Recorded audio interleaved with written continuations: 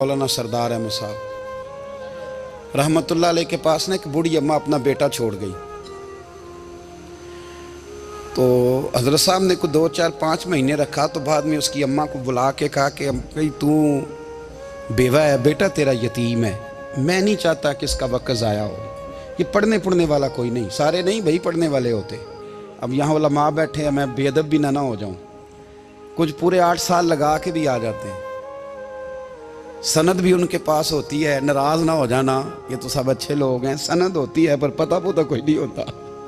ये आला हजरत ने लिखी है बात। सनद होती है, पूरी डिग्री होती है, उस पर कई लोगों के साइन भी होते हैं। तो बहुत सारे तालिब इल्म ऐसे होते हैं जो मदारस में कहते हैं मैं फाजल फलां हूँ, लेकिन कोई शय पास। तो मौलाना सरदार अहमद साहब मुहद्दिस आज़म पाकिस्तान रहमतुल्लाह अलैह उस बूढ़ी को कहने लगे तेरा बेटा कुंद देना है, पढ़ना पढ़ाना इसने कुछ भी नहीं। तो यतीम बच्चा है, कल को तू कहेगी कि मेरे बेटे ने वक्त ज़ाया किया तो वापस ले जा। बूढ़ी अम्मा रोने लग गई, कहने लगी मैं पढ़ाने तो नहीं लाई थी, मैं तो आपको रब का वली समझती हूँ, मैं तो नौकरी कराने लाई थी। नौकरी हजरत अनस बिन मालिक कहते हैं मेरी अम्मा भी हुजूर की बारगाह में दे गई थी। हुजूर की बारगाह में ये नहीं कहा था कि या रसूलल्लाह पढ़ा दें, हाँ हाँ मैं जिम्मेदारी से बात कर रहा हूँ।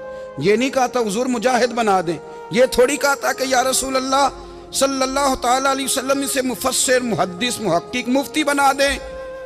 हजरत अनस की अम्मा कह गई थी सोनिया जब तक ये रहेगा ना आपकी नौकरी करेगा, ये घर के काम काज करेगा, ड्यूटी करेगा, हुजूर ये आपकी नौकरी करेगा। तो मेरे महबूब ने फिर दुआ कर दी, अल्लाह इसे बरकत अता फरमा। तुम समझता है खिदमत वाला खाली रह जाता है? जितना जायका खिदमत वाले को मिलता है, जो उसके नसीब में आता है, वो किसी का नसीब कहां भाई। हजरत अनस कहते हैं हुजूर ने दुआ कर दी, बरकत की। मुझे तो खेती बाड़ी आती भी नहीं थी, पर लोगों के बाग में साल में 1 दफा फल लगता था, मेरे बाग में 2 दफा लगता था। हुजूर ने दुआ कर दी अल्लाह इसे औलाद दे। फरमाते हैं मेरे बेटे, मेरे पोते, मेरे नवासे, मेरी बेटियां, फरमाते हैं मैं जिंदा हूं और मेरी 100 औलादे मौजूद हैं। परेशान हो गया 100 सुन के बच्चे 2 ही अच्छे, 100 औलादे मेरी मौजूद हैं। हजरत अनस बिन मौलाना सरदार अहमद साहब के पास ना छोड़ गई बच्चा, कहने लगी हजरत जी मैं को पढ़ाने के लिए थोड़ा छोड़ गई हूँ, मैं तो इसलिए छोड़ के गई हूँ कि आप मेहरबानी करें, खिदमत कराएं। तो हजरत जी कहने लगे कोई ऐसा काम ही नहीं, खिदमत वाला क्या कराऊं। कहने लगी पट्ठे पवा लिया करो जी। हूँ लड़ पेंदे ने, कहने ने बच्चे काम कर दें मदरसे का। हालांकि अब कहाँ बच्चे काम करते हैं, अब तो गुजर गया दौर, अब तो बच्चे काम कराते हैं। अब बच्चे भी नाराज हो रहे हैं, घूर घूर के देख रहे हैं। सही कह रहा हूँ आपको, बच्चे काम कराते हैं, बच्चे कहाँ काम करते हैं। कहने लगी ये चारा डाले करेगा आपकी भैंसों को। तो हजरत ने उसको कहा कि बीबी चारा मेरी भैंसों को डालने के लिए मैंने बंदा रखा हुआ है, तो तू जा ले जा। कहने लगी हाथ बांध के हुजूर मेहरबानी करें रख ले, चारा डालेगा। और पुत्र तवज्जो से चारा डालना हजरत की भैंसों को। रोने लगी, हजरत ने रख लिया, महीने का खर्चा भी देते। शाम को ना वो सारा दिन काम करता, शाम को आके पैरों में भी बैठ जाता। हजरत जी लाएं तेल थोड़ा सा, पैर ना दबा दूं। 8 साल साथ वाले पढ़ते रहे, ये बेचारा नौकरी करता रहा। मेरा रूप भी नहीं ते मेरा रंग भी नहीं, और मैनू यार मनान दा टंग भी नहीं।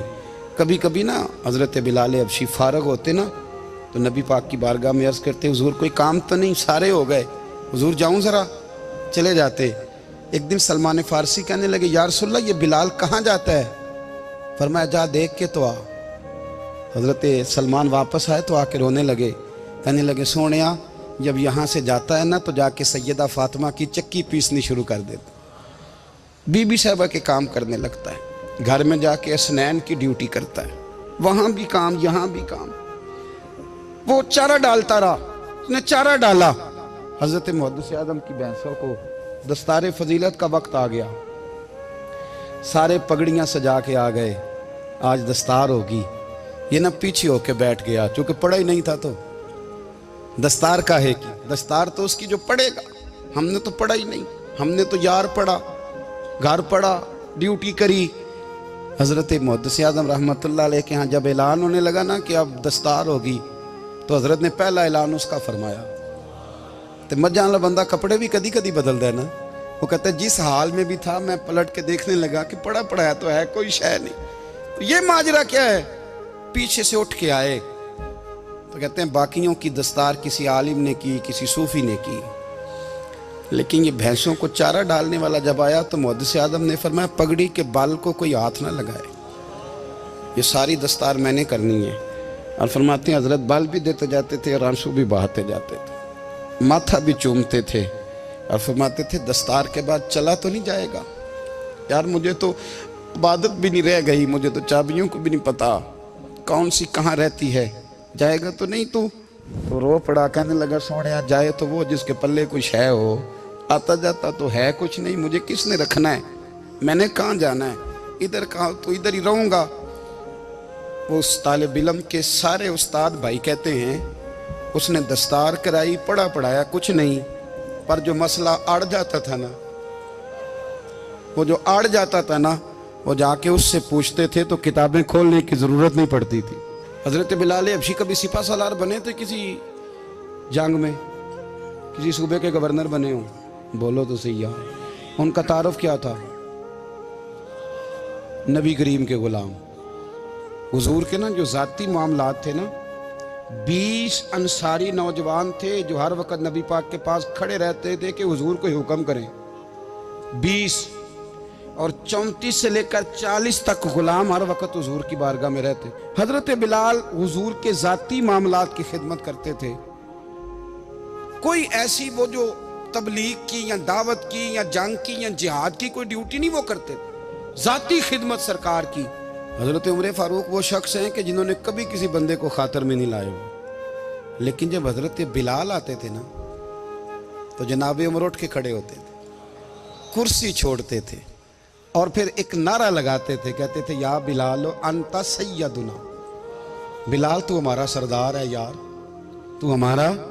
यानी इश्क का ज़ौक़ पूरा करना उन्हें भी आता था। इसलिए मेरा मशवरा है, मेरी राय है, और जो मेरा हुक्म मानने वाले हैं उनके लिए मेरा हुक्म है कि ज़ौक़ ना कभी भी ख़राब करना, कभी भी ना ज़ौक़ ना ख़राब करना, अपना लुत्फ़। मैंने कई दफ़ा, मैं पहली दफ़ा मदीना शरीफ हाज़िर हुआ तो एक बाबा जी मेरे आगे आगे थे, तो उनको ना धक्के मार रहा था। वो सामने खड़े होते हैं ना, अल्लाह खैर फरमाए, अपनी अपनी ड्यूटी है ना, उनकी भी एक ड्यूटी है ना जी।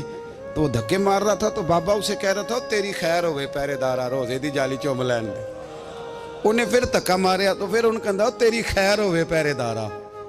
मैंने, वो बिल्कुल अनपढ़ बाबा जी थे, पर मुझे उन्होंने बहुत बड़ी बात समझा दी, मैंने उनसे बड़ा सीखा, मिंबर पे जिक्र कर रहा हूँ। वो तीसरी दफा फिर धक्का मारा, तेरी खैर होवे पहरेदारा, रोजे दी जाली। तो बाबा जी बाहर निकल आए तो मैं भी पीछे निकल आया। तो मैंने कहा बाबा जी यहाँ कुछ इन्होंने बांग्लादेशी और हिंदुस्तानी भी रखे हुए हैं, पर ये तो अरबी था खालस, उन्होंने कदों थोड़ी भी समझ आती सी, तुसी पंजाबी का शेर सुनाई जा रहे हो। कहते पुत्र मैनू भी पता है उन्होंने नहीं समझ आ रही, पर मैं तो अपना रांझा पै राजी करता सा, मैनू पता है उन्होंने कहा ओ यार असी रांझा भी तो राजी करना है कि नहीं, कि सारी जिंदगी किलो काल के झगड़े में पड़े रहना है। ऐ इश्क तेरे सदके जलने से छुटे सस्ते, जो आग बुझा देगी वो। और एक जगह पे आला हजरत कहते हैं जान दे दी वादा दीदार पर, हमने जान दे दी। हाँ, खाली उसने वादा किया था कि आऊँगा, आया नहीं था, पर जान हमने पहले दे दी। तो इसलिए ना ज़ौक़, शौक़, प्यार, वारफ्तगी, मोहब्बत असातिज़ा के लिए, बुज़ुर्गों के लिए, उलमा के लिए, मशाइख के लिए, बड़ों के लिए, ना ज़ौक़ ना कभी ख़राब होने पाए। अल्लाह आपको सलामत रखे। और कुछ दुआएं मैंने दे दी हैं, कुछ अल्लाह जानता है मेरे दिल में हैं, वो मैं देता रहता हूँ। अल्लाह आपको हमेशा शाद व आबाद फरमाए।